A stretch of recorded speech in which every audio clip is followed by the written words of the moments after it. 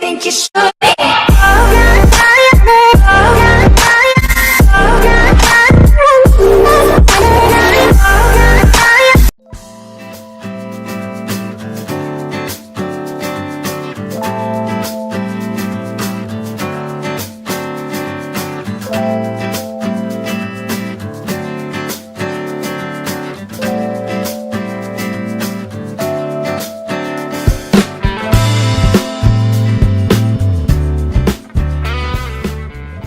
Okay, so what I've done is I've got some electrical tape here, and I've just put some layers of electrical tape across the carbon fibre on all four arms.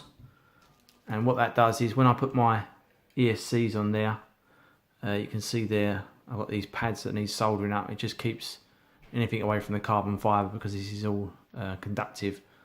I have had problems in the past where I put motors on there and the screws touch the windings of the motors. You've got to be careful of that, and I don't want obviously anything to short out or arc out. So a couple of layers of electrical tape for me is nothing, so that goes on there anyway. Okay, so I've got the flight controller in place now with the 4 screws. This is just temporary, and what we're going to do is we're going to take our ESC and we're going to pop it on there. I'll put a bit of a tape around that or a cable tie, and I'll take these wires on this side underneath and they're soldered to the pad, positive there and negative there, and then on this side I'll fix them there again, and I'll just take the signal cables through that way, and the ground will just solder onto there, and then I'll just curve this around so I can press my VTX button and just solder that there. So I'm going to get these soldered up now. The signal cables, I'll just show you where they go. You've got these little points here. There's one there, which I think is that's signal 4. So we've got signal 3 is here. This is signal 1, and that's signal 2. So it goes 1, 2, 3, 4. So I think that's how they go in clean flight as well, or beta flight. So okay, yeah. So that's how I'm going to do it. So all you've got to be careful of is the front part that goes in here, this bit here, as it sits in there, it's not going to leave you a lot of room between there. So I'm going to take my cables underneath and around, and just maybe the signal cable through there, because that has to go into the front of there. And then all I've got to do is get the cam soldered up to these 3 here. Other than that, I don't think there's any other wires I need to put on this, because you've got these plugs on this one here, which is going to be my receiver. So I think I can run this on PPM, and I've got a D4R2 fly free sky receiver, so that should be fine. So we'll get this all built up and soldered up, and we'll come back to that.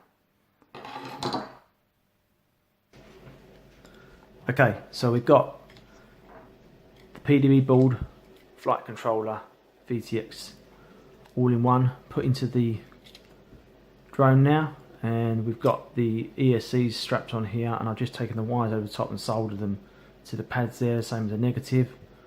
And on this side the wires go underneath the board, and I've soldered the cam at the front there now, so there's a little cam soldered up that just needs to be fitted on, and then I put a little tiny stretch of wire here at the bottom there, because it can flex that away when my battery's underneath. If it lands, I don't want it to snap the PDB board, so this will just flex that away. So that's that all soldered up now, so you can see all the wires pass through under this side of the board and just over the top on this side of the board. There's plenty of room in there now, so I'm going to put the top plate on and get it assembled. What I'll do is I'll pass my battery strap underneath the bottom of here beforehand, because that'll make it easier when it comes to being assembled, and that's ready for my GoPro to go on then. So I'll just put this together and I'll come back.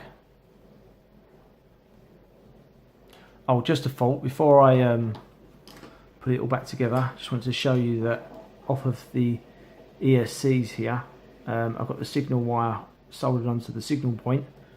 You can just see there, S1, that's where the signal wire is soldered on, and the other one's here, here, and under here.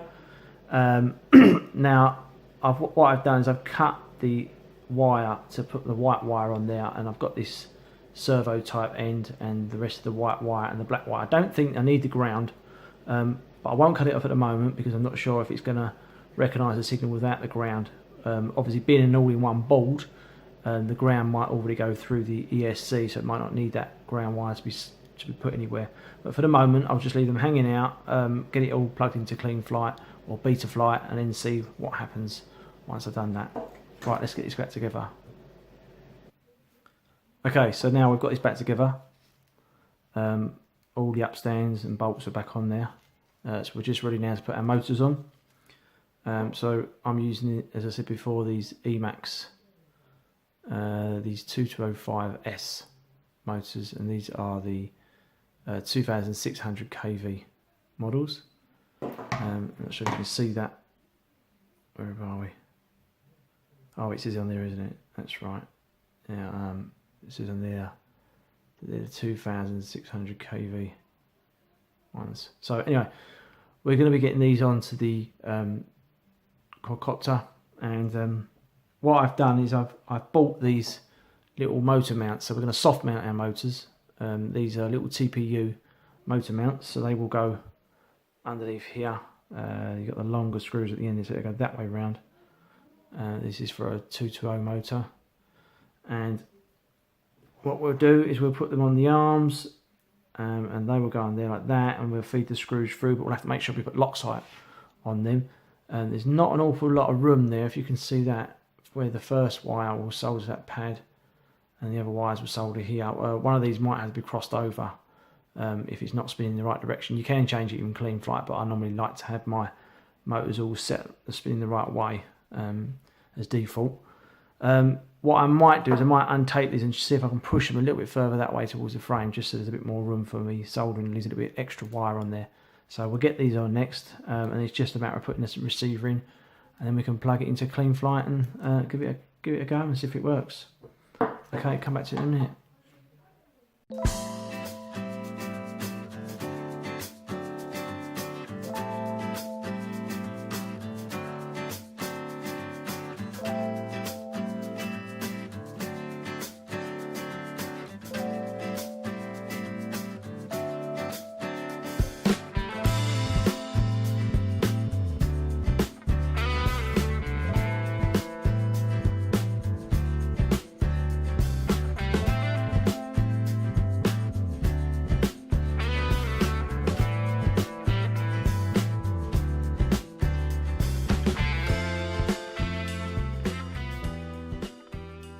As you can see, all the motors are back on there.